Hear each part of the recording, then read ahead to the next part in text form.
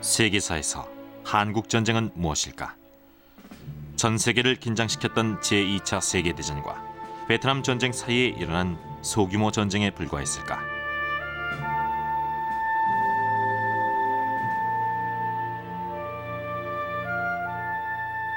그러나 실상은 전혀 다르다. 아시아의 패권을 놓고 벌어진 피비린내 나는 전쟁이었으며 혹독한 추위와 지칠 줄 모르는 적에 맞서야 했던 처절한 전쟁이었다.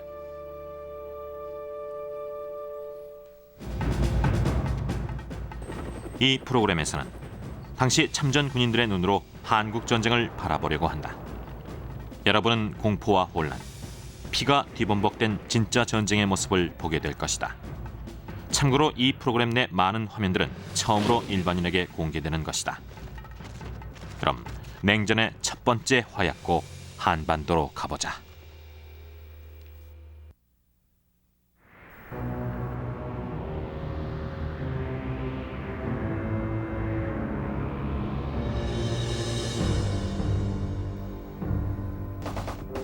(1950년 11월) 말 유엔군은 고전을 면치 못하고 있었다.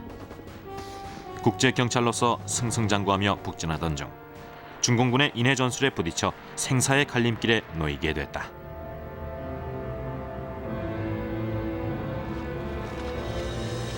서부전선의 제8군이 격전을 치르는 동안 동부전선의 제10군단은 장진호로 북상 중이었다. 장진은 북한의 고산지대에 위치해 있어 11월 말인데도 추위가 살을 애는 듯했다.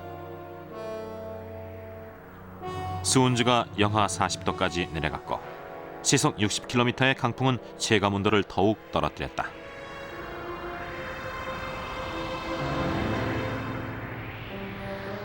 모든 것이 꽁꽁 얼어붙었다. 엔진 오일, 총, 약은 물론 군인들의 손과 발도 얼었다. 땅은 어찌나 단단하게 얼어붙었는지 참호를 팔 수조차 없었다. 몸을 따뜻하게 할 수 있는 방법은 눈싸움뿐이었다.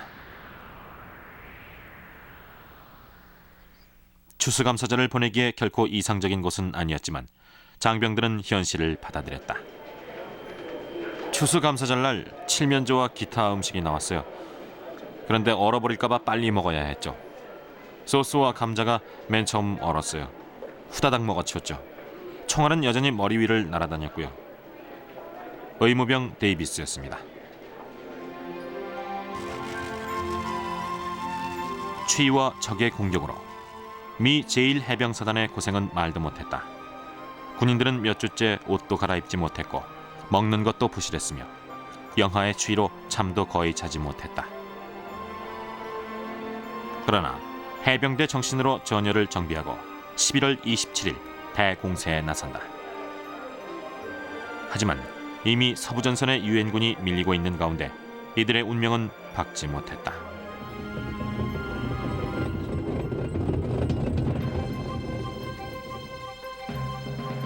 미 제1해병사단의 목표는 장진 서쪽으로 해서 북한 정부가 도피 중인 강계까지 가는 것이었다. 당시 유엔군은 4지점에 주둔 중이었다. 우선 최전선은 장진호 북쪽의 유담리로 해병대 2개 연대가, 두 번째 지점은 장진호 서쪽으로 3,000명의 미 해병대가 주둔했다. 세 번째 지점인 고토리에는 미 보병대와 영해병대 4,200명이 있었으며 마지막으로 장진호 동쪽에 2,500명의 보병이 있었다. 장진호 부근의 유엔군에 대한 보급은 불안정했다.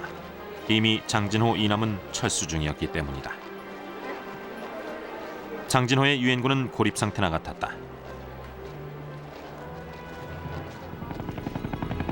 따라서 원활한 보급을 위한 묘책이 필요했고, 그래서 주목하게 된 것이 헬리콥터다. 헬리콥터는 제2차 세계대전 때 처음 전쟁에 투입된 이후 한국전쟁 때는 눈부신 활약을 한다.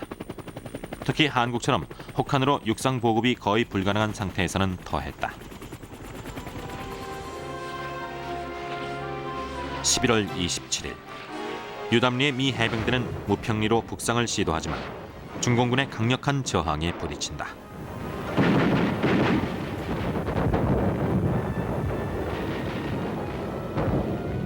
이에 즉시 미 해병대는 공세에서 수세로 작전을 바꾸고 유담리로 후퇴해 중공군의 공격에 대비한다. 그리고 다음 날인 11월 28일 중공군 6개 사단 병력이 유담리를 공격한다.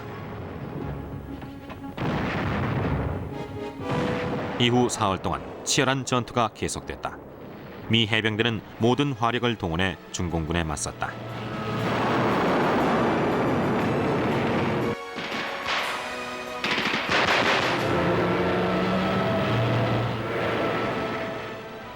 동해의 항공모함에서 출격한 폭격기들이 적진에 포탄을 퍼부어댔지만 역부족이었다.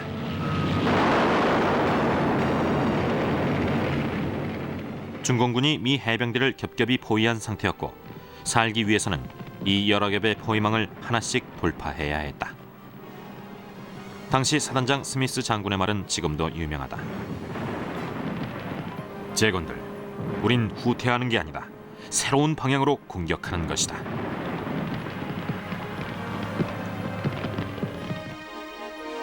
한편 장진호 동편의 상황은 이보다 더욱 나빴다. 미 제7보병사단이 해발 1000m가 넘는 고지에서 포위돼 완전 고립된 상태였다. 어느 쪽으로 나가려고 해도 치열한 전투를 치러야 했다. 겁에 질린 미군들이 장진호의 차가운 물속으로 뛰어들거나 산속으로 들어가면서 상당수 행방불명됐다.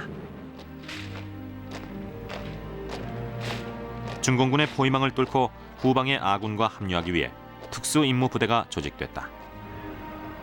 이들은 부상병을 실을 트럭만 챙기고 나머지 무기와 차량을 모두 파괴했다.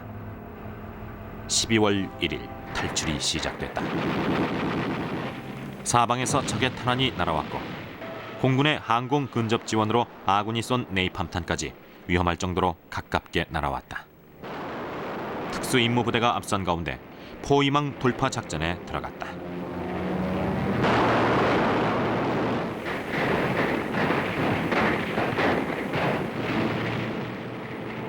포위망을 뚫고 나오던 제7보병사단은 중공군이 들끓는 마을에 도착한다. 이제 다른 곳으로 돌아갈 수도 없는 상황. 정면으로 돌파해야 했다.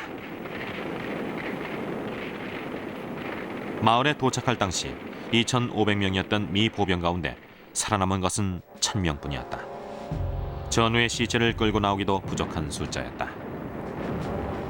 장진호 전투는 2주간 계속됐고 유엔군은 간신히 안전한 곳으로 철수했다. 장진호 전투는 현대 전쟁사에서 전설처럼 회자되고 있다. 살인적인 추위, 무자비한 적, 물샐 틈 없던 포위망을 뚫고 나온 생존자들은 초신표라는 단체를 만들었다. 아주 적게 살아남았다는 뜻으로 초신은 장진의 일본식 표기다.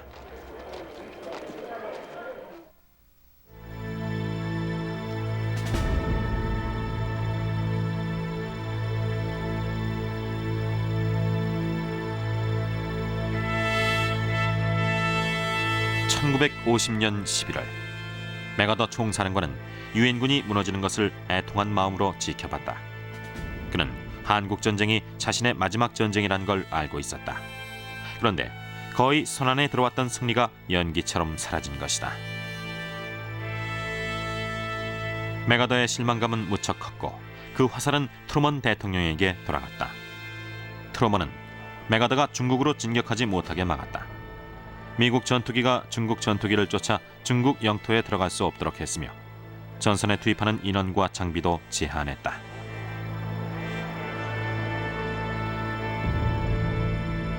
(11월 28일) 메가더 총사령관은 국방부에 이에 대한 불만을 써서 보냈다. 지금 우리는 새로운 전쟁을 치르고 있습니다. 선전포고도 없이 끼어든 중국과의 전쟁을 치르고 있습니다. 우리 사령부는 할 수 있는 모든 조치를 취하고 있지만 현재 상황은 우리의 능력과 통제권을 넘어섰습니다. 메가더 총사령관. 그렇지 않아도 원만하지 못했던 트루먼과 메가더의 관계는 유엔군이 열세에 몰리자 더욱 험악해졌다. 2달 전에 물밀듯이 북상했던 유엔군은 다시 쫓기듯이 남하해야 했다. 유엔군의 후퇴 행렬은 북한 주민들의 합류로 거대하게 불어났다. 수많은 북한 주민들이 탈북했다.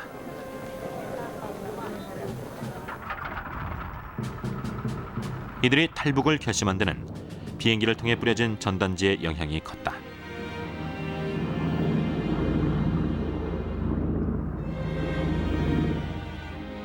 전단지는 공산주의의 폐해를 경고하고 자유세계의 안정된 모습을 선전했다.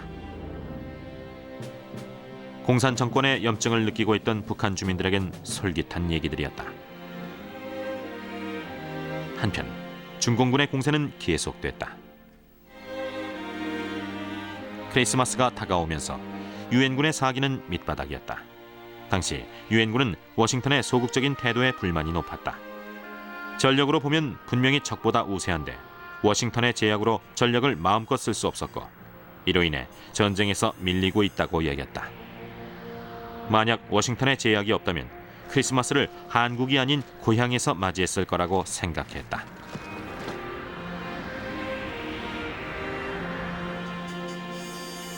엎친 데 덮친 격으로 크리스마스 이틀 전 미 제8군 사령관 워커 중장이 차량 사고로 죽는다. 낙동강 사수명령을 내리면서 여기서 더 후퇴하면 장례식을 치러주겠다던 그가 먼저 장례식을 치렀다. 후임으로 리즈웨이 장군이 부임했다. 리즈웨이는 메가더 총사령관의 전승 의지와 워싱턴 정가의 신중론을 모두 이해하는 사람이었다.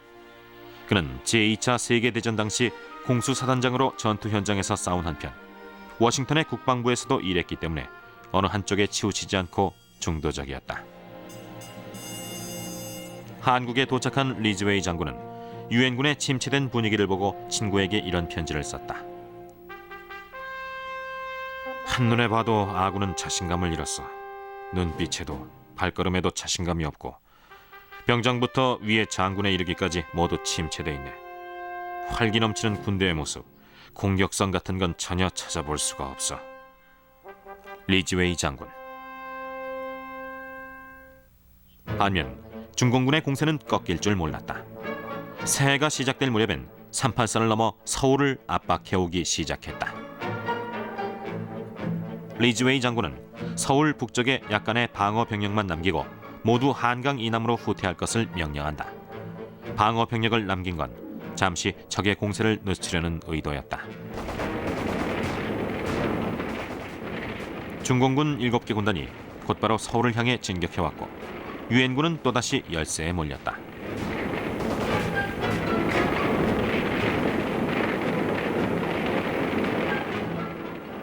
(1월 3일) 서울은 다시 적의 손에 들어갔고 다음 날인 1월 4일 유엔군은 서울에서 남쪽으로 150여 킬로미터 떨어진 금강까지 후퇴했다. 바로 일사후퇴였다. 넉 달 동안 수많은 사상자만 내고 다시 원점으로 돌아왔다. 그래도 다행히 획기적인 의료 체계로 많은 부상자들이 목숨을 구할 수 있었다.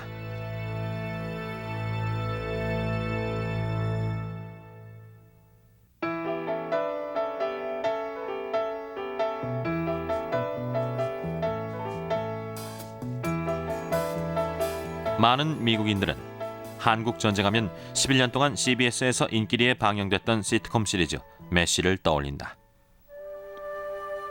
메시는 이동 육군 외과병원의 영어 약자로 쉽게 말해 기동성을 갖춘 야전병원이다.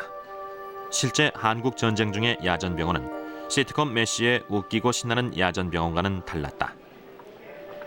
실제 야전병원에선 바로 옆에서 전투가 벌어졌고 의료진들은 살벌한 전쟁 현장에서 일한 진정한 영웅들이었다. 야전병원은 한국전쟁 때 일대 변신을 한다. 이때부터 전투 현장 바로 옆에 설치됐고 언제라도 이동할 태세를 갖추게 됐다. 역사상 전투 현장과 가장 가까운 야전병원이 탄생한 것이다. 부상당한 지 2시간 30여 분 만에 병원 침대에 누워 있을 수 있다니 정말 놀랍네요. 전투지와의 거리가 얼마나 되죠? 15km쯤 됩니다. 이 야전병원은 38선과 1차죠. 정말입니까? 수술실은 북한 땅, 수술 준비실은 남한 땅이죠. 수술실이 북한 땅, 준비실이 남한 땅이라고요? 각 야전병원은 신속한 구조를 위해 헬리콥터가 배치돼 있었고 고급 의료진과 첨단 의료 장비도 갖췄다.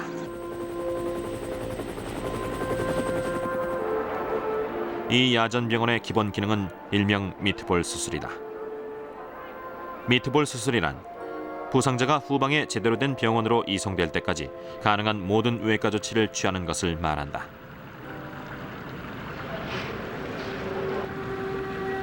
또 야전병원은 시간에 대한 철칙이 있었다. 부상당한 지 1시간 이내에 야전병원에서 치료받을 수 있도록 하는 것이었다. 이를 위해서는 신속한 수송수단이 있어야 했다. 한국은 지형이 험해서 차량과 기차보다는 헬리콥터 수송이 더 적당했다. 헬리콥터와 야전병원의 활약으로 수많은 부상병들이 생명을 건질 수 있었다. 덕분에 한국전쟁의 부상병 소생률은 제2차 세계대전보다 25% 높았다. 또 이런 형태의 야전병원은 베트남전과 걸프전의 전례가 됐다.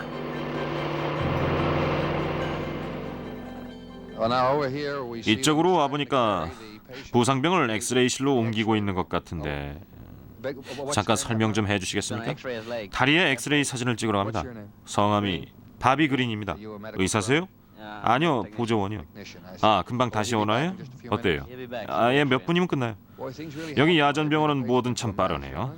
30분 안에 수술을 결정해야 되니까요. 어쩌다 전투가 없을 때의 야전병원은 시트콤 메시의 야전병원처럼 여유가 있었다.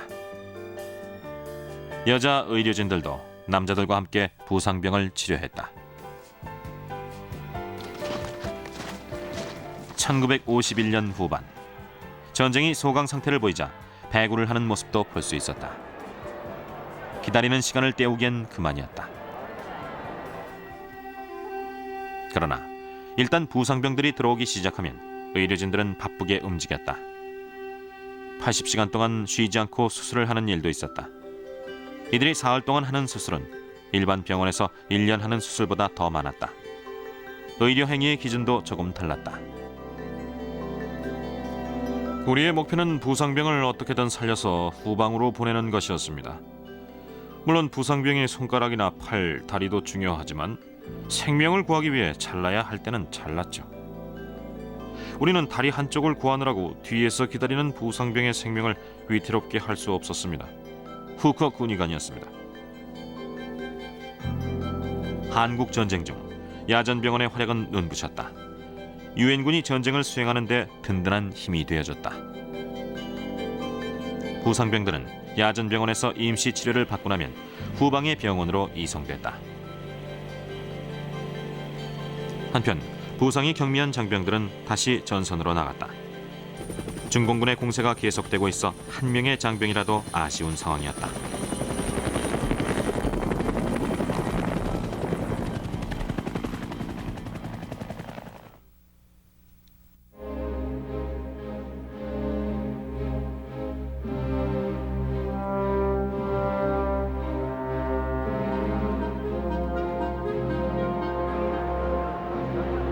(1951년 1월) 중공군은 인해 전술을 펼치며 유엔군을 계속 남쪽으로 밀어붙였다. 그러나 그 기세는 오래가지 못했다. 전선이 넓어지고 보급이 원활하지 못한 상태에서 중공군의 공세는 힘을 잃고 있었다. 리즈웨이 장군은 곧 반격할 날이 오고 있음을 확신했다. 사실 저는 중국의 지도자 모택동이 왜 이 전쟁을 계속하는지 전혀 이해할 수가 없습니다. 이 정도 우리하고 싸워봤으면 스스로 느낄 때도 됐다고 봅니다. 현재 중국의 능력으로는 한반도에서 우리 미국을 절대 이길 수 없다는 것을 말이죠. 계속 이런 식으로 나오면 정말로 본때를 보여줄 생각입니다. 리즈웨이 장군은 특수임무부대를 조직해 중공군의 동태를 알아오도록 지시했다. 특수임무부대는 적진으로 침투했다. 그런데 금강에서 수원까지 올라가는 동안 이렇다 할 중공군을 만나지 못했다. 또한 정찰기들은 적군이 남진을 하는 대신 북진하고 있다고 보고해왔다. 납득할 수 없는 상황이었다. 적의 사정이 무엇이든 리즈웨이 장군은 반격을 결정한다. 공산군을 서울에서 몰아낼 작전을 짜기 시작했다. 1월 25일 작전명 천둥번개가 떨어졌다. 유엔군이 대반격을 시작하자 공산군은 뿔뿔이 흩어졌고 단 며칠 만에 힘들이지 않고 인천과 김포 비행장을 탈환했다. 2월에 들어서자 한강까지 진격해 강 건너로 서울을 볼 수 있게 됐다. 5개월 전의 상황이 되풀이되고 있었다. 유엔군은 공산군이 물러나는 이유를 알지 못했지만 이 기회를 최대한 이용해야 한다고 생각했다. 리즈웨이 장군은 나폴레옹의 다음 말을 인용했다. 마을은 신경 쓰지 말고 포로들만 데려와라. 리즈웨이 장군은 점령 지역을 넓히는 것보다 중공군에게 타격을 입히는 데 중점을 뒀다. 그의 판단으론 한국전쟁은 유엔군의 화력과 중공군의 인해 전술의 대결이었다. 그런데 이때 양쪽 다 예상치 못한 변수가 생겼다. 폭우가 쏟아져 사방이 물바다와 진흙탕으로 변했다. 양쪽 다 꼼짝할 수 없게 됐다. 같은 상황에서도 더 큰 타격을 입은 쪽은 중공군이었다. 폭우와 미군의 폭격으로 보급이 끊겨 식량 배급이 제대로 이루어지지 않은 것이다. 흔히들 군대는 배가 차야 싸울 수 있다고 하는데 중공군은 그렇지 못했다. 반면 유엔군의 식량 배급은 원활했다. 게다가 닷새 동안의 휴가가 실시된 덕분에 유엔군의 사기는 한껏 올라갔다. 미군은 최전선의 보병들에게 닷새 동안의 일본 휴가를 실시했다. 장병들은 실컷 먹고 자고 놀며 꿀맛 같은 휴가를 즐겼다. 그리고 100% 충전돼 전쟁터로 들어왔다.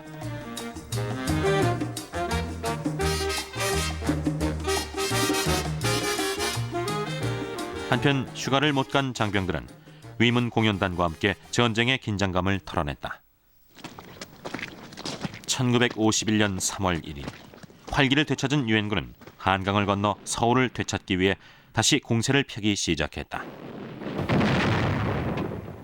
유엔군의 집중 포격에 공산군은 퇴각하고 서울은 다시 유엔군에게 넘어왔다.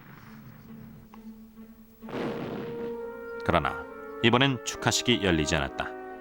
4번이나 주인이 바뀌면서 서울은 완전히 폐허가 돼 있었다.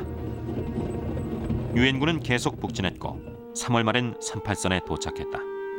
그러자 6개월 전의 상황이 그대로 재현됐다. 어디까지 북진할지를 놓고 격론이 벌어진 것이다. 트루먼 대통령은 정전 협상을 원했다. 첫 번째 실패를 보고 한국 통일은 오판이며 또다시 북진하면 괜한 미군들의 목숨만 잃는다고 생각했다. 메가더 총사령관의 생각은 달랐다. 그는 중국 전체로 해상 봉쇄령을 확대하고 중국 본토에도 공습을 가해야 한다고 주장했다.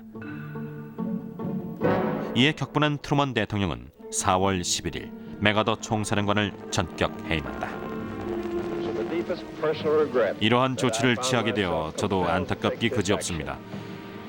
메가더 장군은 미국의 가장 위대한 군 지휘관입니다. 그러나 지금은 메가더라는 개인보다 세계의 평화가 더 중요합니다. 메가더의 해임은 급작스러웠고 이로 인해 트루먼 대통령의 인기는 추락했다. 반면 메가더는 영웅 대접을 받으며 귀국했다. 귀국한 메가더는 미 의회에서 유명한 연설을 한다. 여러분, 노병은 죽지 않고 다만 사라질 뿐입니다. 이제 저는 군인으로서의 삶을 마감하고 사라집니다. 하나님이 주신 의무를 다하기 위해 애쓴 노병은 이렇게 사라집니다.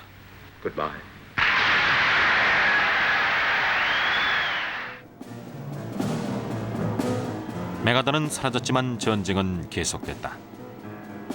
리즈웨이 장군이 극동사령부 총사령관으로 임명됐고 벤플리트 장군이 제8군 사령관이 됐다. 벤플리트는 노르망디 상륙작전에 사단장으로 참전했으며 철저한 반공주의자였다. 그는 아군의 목숨이 아니라 포탄을 쓰겠다며 화력의 증강을 요구했다.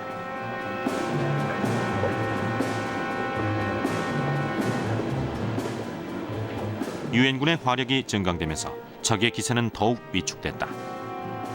중공군이 대거 철수하고 있는 것처럼 보였다. 그러나 항공정찰기의 보고를 분석한 결과 중공군은 제2의 공세를 준비하기 위해 집결 중이었다. 그러나 이번엔 유엔군도 대비책이 있었다.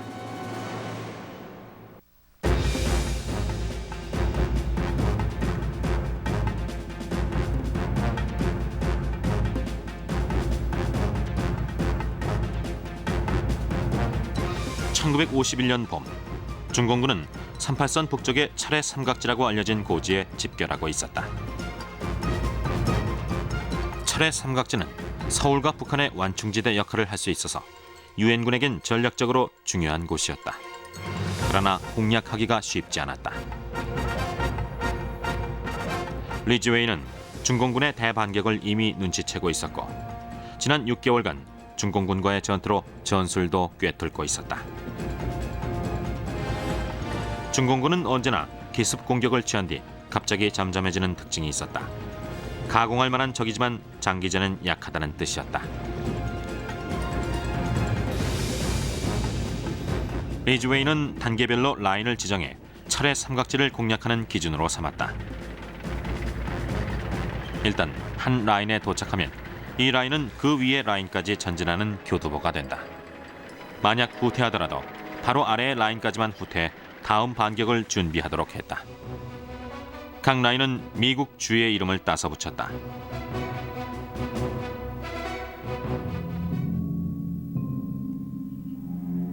미 8군은 얼마 전 아이다호 라인과 38선 바로 위쪽의 캔자스 라인까지 점령했다. 다음 목표 라인은 유타 라인으로 캔자스 라인이 그 교두보가 된다. 마지막으로 와이오밍 라인을 점령하면 철의 삼각지에 근접하게 된다.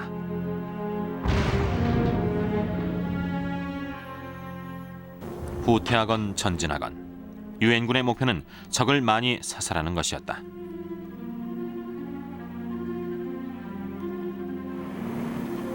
(4월) 말 유엔군이 유타 라인까지 점령하고 와이오밍 라인 공략을 준비하던 중 중공군의 공세가 시작됐다.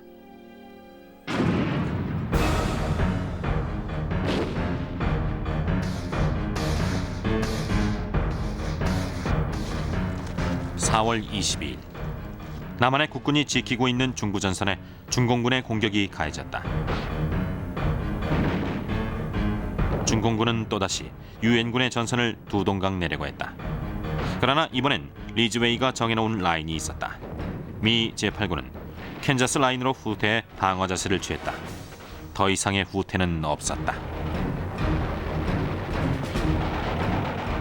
일주일 동안 적은 보급도 제대로 받지 못하면서 한반도라는 작은 땅덩어리를 위해 엄청난 인명피해를 입게 됐다. 그리고 중공군은 다시 언제나처럼 쥐죽은 듯이 잠잠해졌다. 미군이 예상한 그대로였다. 2주 뒤 중공군은 다시 공세를 취했다. 그러나 이미 벤플리트는 대비책을 세워두고 있었다. 중공군을 향해 일제히 포탄을 퍼부어댔다.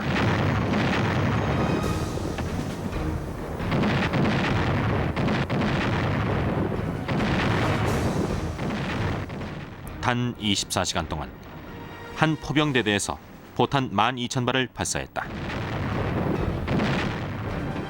유엔군이 쏴댄 포탄은 중공군 진영으로 날아가 비오듯이 쏟아졌다.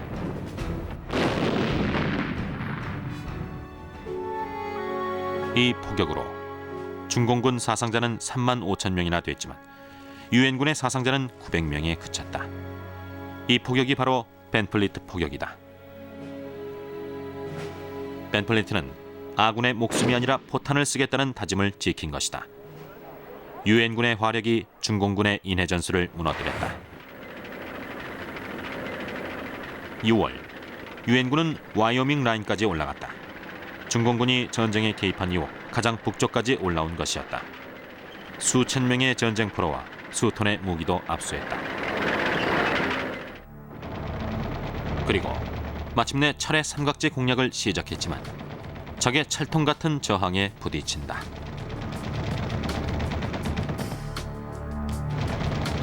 유엔군은 철의 삼각지에 열흘 동안 밤낮을 가리지 않고 포격과 공습을 시행했다. 결국 적은 무너지기 시작했다. 유엔군은 탱크를 앞세우고 들어가 철의 삼각지를 장악했고 중공군 개입 이후 가장 유리한 위치에 서게 됐다.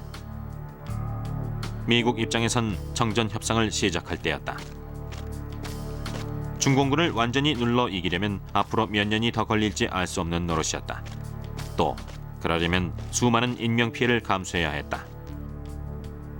때문에 협상을 통해 전쟁을 끝낼 때라는 데에 의견이 모아졌다.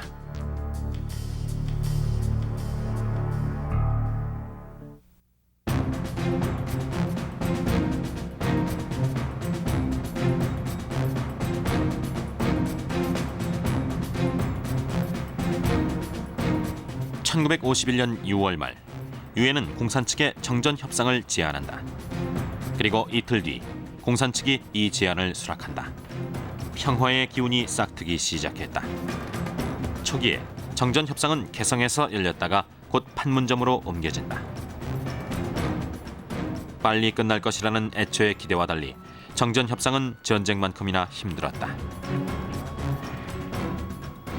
가장 큰 걸림돌은 양측 모두 자신들이 이 전쟁에서 이겼다고 생각한다는 것이었다. 서로 상대의 양보만 고집했다. 유엔군은 군사 분계선을 현재의 전선으로 정하자고 한 반면 공산 측은 전쟁 이전의 38선으로 하자고 요구했다. 또 공산 측은 전쟁 포로를 포로 본인의 뜻에 관계없이 일괄 송환하자고 했다. 하지만 공산 측은 대부분의 유엔군 전쟁 포로를 죽인 뒤였다. 10만여 명의 유엔군 전쟁 포로 가운데 살아서 돌아온 사람은 13,000명에 불과했다. 극적으로 살아 돌아온 유엔군 전쟁 포로들은 고문과 극심한 배고픔이 계속됐던 악몽 같았던 포로 생활을 털어놨다. 중공군은 이들을 세뇌하고 재교육해서 공산주의자로 전향시키려고 했다. 또 총을 겨누고 강제로 미국에 반대하는 라디오 방송을 하도록 했다. 포로 수용소에서는 의약품이 없어서 아파도 치료를 할 수 없었다. 수많은 유엔군 전쟁 포로들이 정신 이상 증세를 보이거나 굶어 죽었다. 반면 공산군 전쟁 포로의 수용소 생활은 그 정도로 비참하진 않았다. 이들은 유엔군 경비병보다 동료 포로를 더 무서워했다. 공산군 포로들은 반공산주의자와 친공산주의자로 양분됐고 이 양측 간의 충돌로 사상자가 생기는 일이 심심찮게 일어났다. 그러면 공산 측은 정전 협상에서 이 일을 꼬투리 삼아 물고 늘어졌다.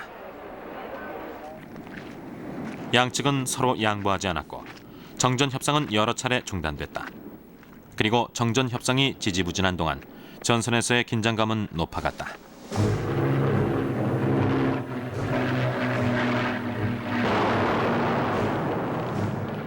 특히 긴장감이 높았던 곳은 38선 바로 위에 철의 삼각지였다.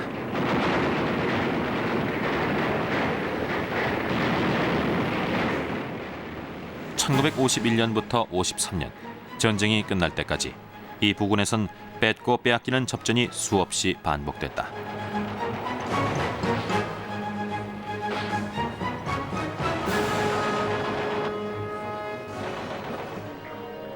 그러다 잠시 전투가 없을 때는 다른 일로 바빴다. 다음 전투를 위해 고지를 튼튼히 정비해야 했다.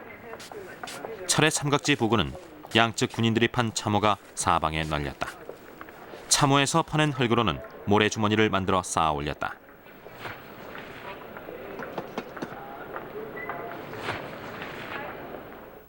이렇게 쌓아 올린 고지에서 유엔군은 공산군을, 공산군은 유엔군을 주시했다. 시간이 남으면 사진을 찍기도 했다.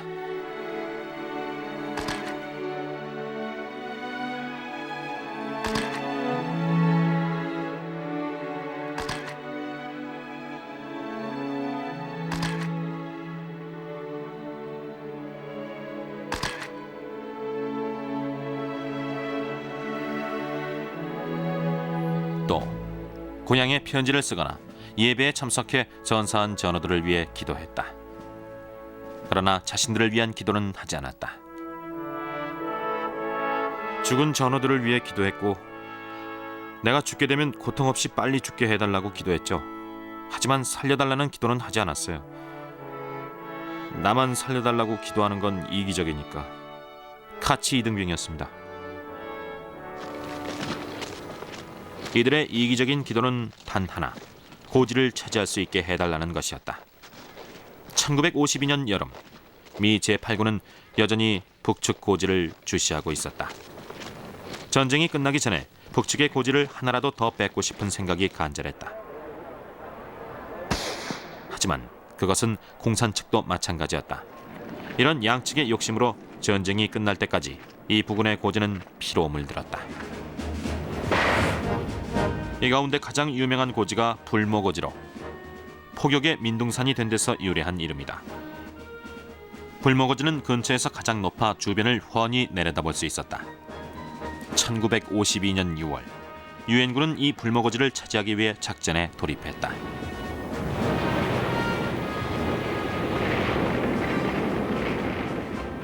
보병부대가 적의 포탄이 쏟아지는 가운데 간신히 불모고지를 점령했지만 곧 중공군에게 빼앗기고 만다. 이것은 9개월간 계속될 시속게임의 시작으로 이듬해 3월 유엔군의 승리로 끝났다.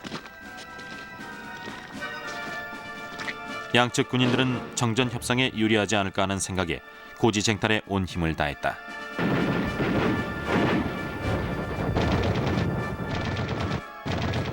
그러나 정전 협상은 계속 제자리 걸음이었다.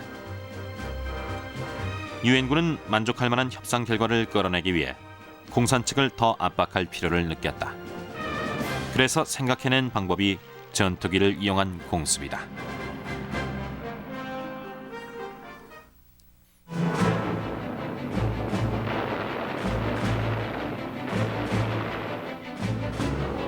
한국 전쟁에서 유엔군이 확실히 우위를 점했던 부분은 제공권이다. 유엔군이 참전해서 마지막 전투가 끝나는 날까지 유엔군의 전투기는 북한을 가차없이 폭격했다.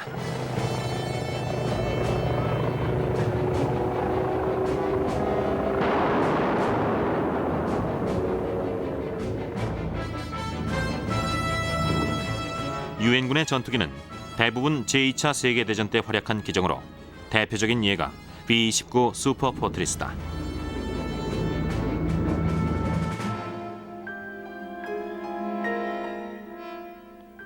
한편 한국전쟁에 새로 투입된 차세대 전투기들도 많았는데 이런 점이 전세에 유리하게 작용했다.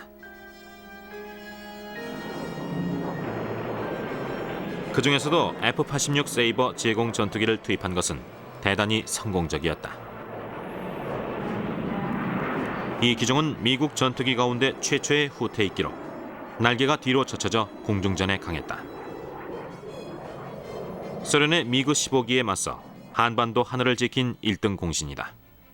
1952년 유엔의 공군력은 최고조에 달했다.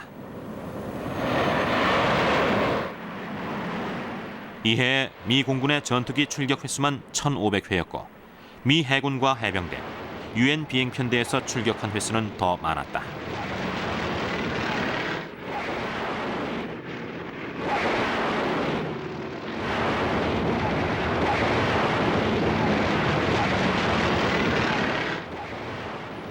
(1952년) 여름, 유엔군의 전투기가 북한 상공을 위협했다.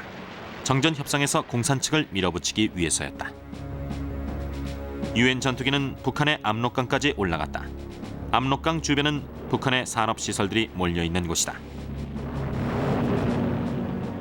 또 한편으론 중국과의 국경선이기도 해서 중공군 전투기의 역공을 조심해야 했다.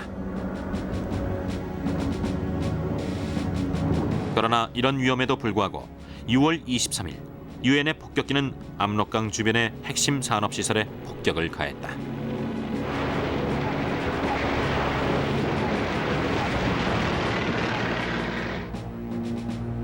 제1 목표는 수력발전소였다. 세이버기가 중공군의 미거기를 감시하는 동안 폭격기가 수력발전소를 명중시켰다.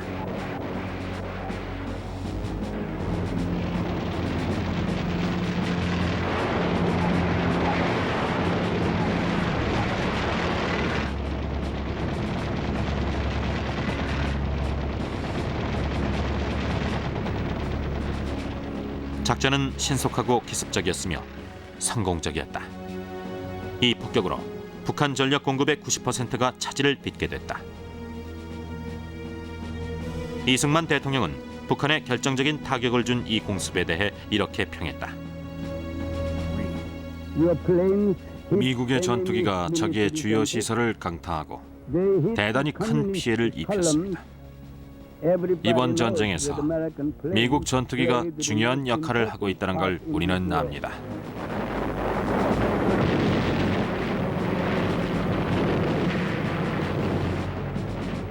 그러나 공산군은 이런 치명적인 공습에도 여전히 뻣뻣하게 나왔다. 공습으로 유엔이 정전 협상에서 유리한 입장에 서게 됐지만 충분치 않았다. 뭔가 결정적인 한 방이 필요했다.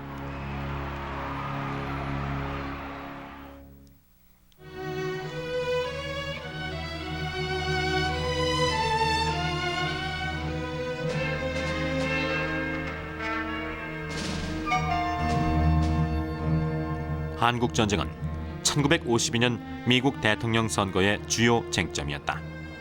미국민들이 질질 끄는 전쟁의 실증을 내고 있는 가운데 민주당은 공화당 후보 아이젠하워 장군에 맞서 고전 중이었다. 아이크라는 애칭으로 불렸던 아이젠하워 장군은 제2차 세계대전 때 서유럽 주둔 연합군 사령관이었다. 메가더도 그 앞에서는 조연이었다. 반면 트루먼 대통령은 길어지는 한국전에 대한 책임을 져야 할 상황이었다.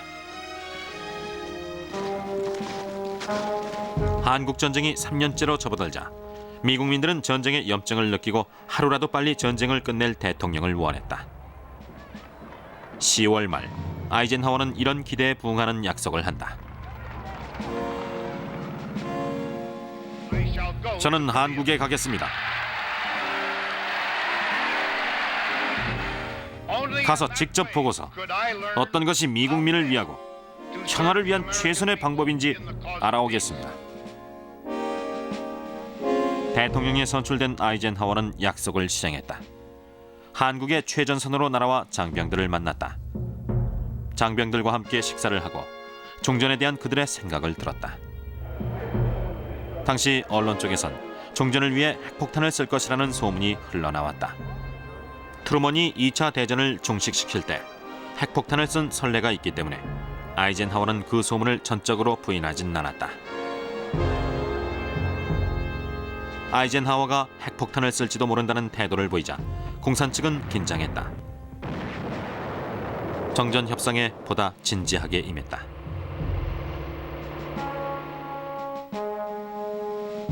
아이젠하워의 대통령 취임 석 달 뒤 중국에서 전쟁을 끝내고 싶다는 뜻의 편지를 보내왔다. 그러나 전쟁을 끝내기는 시작보다 더 어려웠다. 정전 협정이 모양을 갖추는데 다시 넉 달이 걸렸다. 전방의 양측 군인들은 종전이 눈앞에 다가오자 가능한 더 유리한 상태에서 전쟁을 끝내기 위해 분발했다. 치열한 고지 쟁탈전은 마지막까지 계속됐다. 1953년 7월 27일 전쟁이 시작된 지 3년을 넘기고 드디어 정전협정이 체결됐다. 이전의 38선 대신 새로운 휴전선이 생겼고 그것은 유엔 측의 작은 승리였다. 그러나 전방의 포문은 그로부터 12시간 뒤 협정의 효력이 발생하는 순간까지 불을 뿜었다. 그리고 모든 게 멈췄다. 한국전쟁 3년 동안 300만 명이 넘는 사상자가 발생했다. 군인은 물론 민간인들까지 다치고 죽고 행방불명됐다. 고요한 아침의 나라는 쑥대밭이 됐다.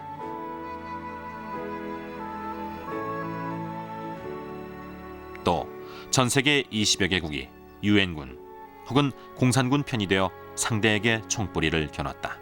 한반도라는 좁은 땅에서 벌어졌지만 세계 대전이나 다름없었다. 한국 전쟁으로 시작된 공산권과 자유진영 간의 전쟁은 이후 40년간 계속됐다. 그리고 그 긴 냉전은 끝났지만 한국 전쟁은 끝나지 않았다. 남한과 북한은 지금도 휴전선을 사이에 두고 서로를 노려보고 있다.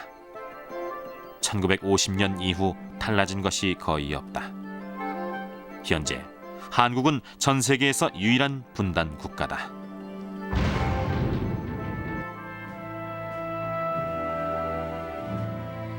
불안한 그림자는 여전히 한반도를 뒤덮고 있지만 한반도의 평화를 위해 싸운 이들의 희생정신은 전쟁사에서 가장 고결한 것이었다. 이들은 좌절의 시기에 용기를, 냉담의 시기에 신념을, 도저히 감당할 수 없을 것 같은 역경의 시기에 불굴의 의지를 보여줬다. 우리는 이 용감한 군인들에게 감사해야 할 것이다.